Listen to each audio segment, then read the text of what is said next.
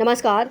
Satyarth news में आपका स्वागत है। विदिशा जिले के तहसील कुरवाई मंडी बामोरा क्षेत्र के ग्राम मधुखेड़ी में नरवाई में आग लगने से गांव में तबाही का माहौल मच गया। 4 किलोमीटर तक गांव के घरों में आग लग गई। आग लगने से घरों की गृहस्थी का सामान सहित पाइप आदि जलकर फायर ब्रिगेड ने बड़ी मशक्कत के बाद आग पर काबू पाया। कोटवार रतिराम अहिरवार शिवराज अहिरवार के घर आग की चपेट में आ गई, जिससे उसके घर में रखा सामान जलकर राख हो गया।